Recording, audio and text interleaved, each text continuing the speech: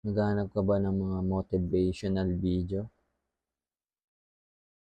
na magmo-motivate sa'yo? Yung mga gano'ng bagay, hindi mo na kailangan ng mga gano'ng bagay. Ang kailangan mo, consistency, saka goal mo. Hindi mo kailangan ng mga motivational video para maging motivate ka araw-araw. Hindi mo na kailangan ng ganun. Kaila, kail, kailangan mo ng consistency, hard work, discipline, samahan mo na rin ng talino. Hindi mo na kailangan manood ng mga kung ano-anong videos sa YouTube, magbasa-basa ng mga books. Hindi mo na kailangan yun. Kailangan mo discipline, consistency, kung anong goals mo. Yun ang kailangan mo. Huwag ka na manood ng kung ano-ano. Kailangan mong gawin yung trabaho mo araw-araw. Kailangan mong gawin, tapusin mga dapat mong tapusin. Yun ang magkakaroon sa'yo ng driven para matapos mo yung trabaho mo sa araw na yun. Kumilos ka habang may oras pa, hindi pa natatapos yung araw mo. Ang importante, matapos mo yung mga bagay, yung mga task para sa araw na yun. For example, magla-live ka sa TikTok, magla-live ka sa Shopee, or gagawa ka ng mga videos.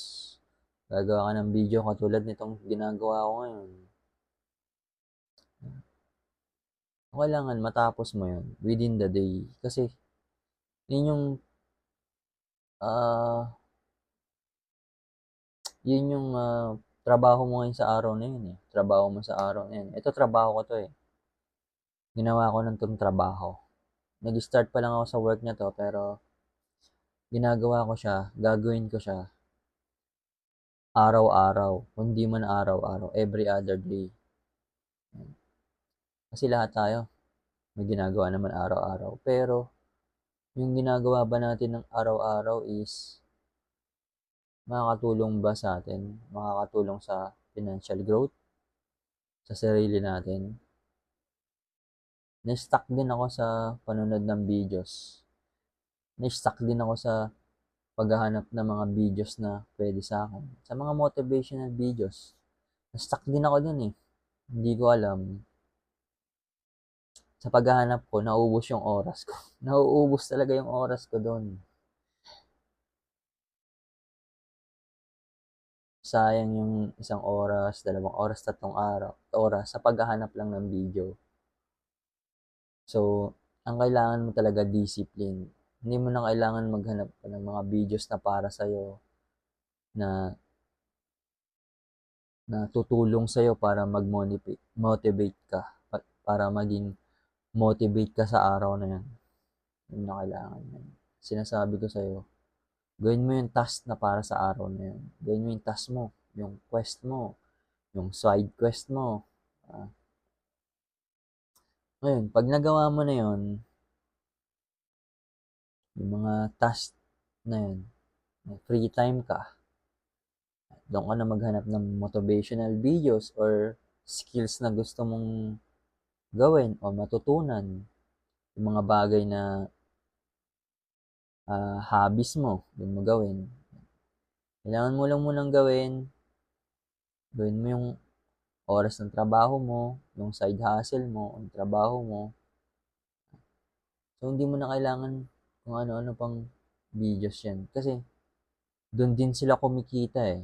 Sa video na yun eh, na in-upload nila na, na motivational video.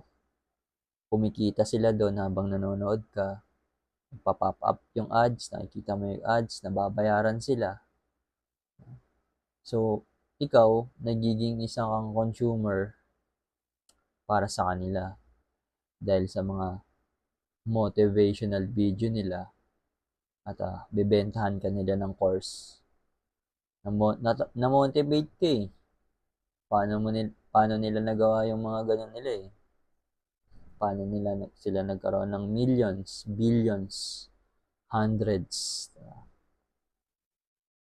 So, sa pamamagitan ng motivational video nila, nagkaroon sila ng consumer, which is ikaw or ako, na binentahan ka nila, ng course nila, kumikita sila, habang ikaw or ako, kinukonsume natin yon at nagkakaroon sila ng pera at tayo naman, hindi natin nagagawa yung mga dapat natin gawin. So, ang kailangan mo talaga discipline. Kasi pag may discipline ka, ginagawa mo yung araw-araw na task mo, brick by brick, nagiging compounding, kung ano man ang term doon. At syempre, parang nagbibuild tayo eh, araw-araw. Nagbibuild tayo ng foundation natin. And para sa ganon, sa future natin, o bukas, o makalawa, meron syempre tayong sasahurin. Meron tayong kikitain. Dahil ginawa natin yung task natin sa araw-araw. Hindi na natin kailangan ng motivation. Motivation natin, mahirap tayo ngayon. Kailangan natin kumita ng pera. Kailangan natin na mag-build o i-build yung sarili natin. Kailangan natin ng skills. Kailangan natin ng mga bagay na magpapaunlad sa atin sa future. Hindi mo na kailangan ng video. Hindi mo na kailangan ng katulad nito. Katulad ng sinasabi ko ngayon. Hindi naman to motivational video eh. Ito yung sinasabi ko lang sa'yo para hindi na masayang yung oras mo kakahanap ng motivational video na angkop sa sarili mo, na angkop sa'yo, na magaling magsalita, na magaling mag-edit ng video para mapanood mo, na magaling gumawa ng thumbnail. Hindi mo na kailangan nun. Start your work, start your school, start your skill set, manood ka ng mga bagay na pakipakinabang sa'yo. Yung magbibuild ka ng skills. Yan, yung magbibuild ka ng business mo. Gawa ka na lang ng video para sa negosyo mo, video para dito sa YouTube na i-upload mo today, tomorrow, o kung kailan mo gusto ng maging YouTuber. So, yun ang mga kailangan mo. Hindi mo na kailangan manood ng mga motivational. Okay na yung mahirap ka ngayon. Okay na yung maging motivation na mahirap ka ngayon. Na gusto mong umangat din sa buhay. Na gusto mong hindi na iniisip kung magkano yung babayaran. So, sama na may natutunan ka ngayon at hindi mo na kailangan ng motivational video para gawin mo yung mga bagay na dapat mong gawin. So, sana nagustuhan mo tong video na to at kung nagustuhan mo, subscribe and comment, like.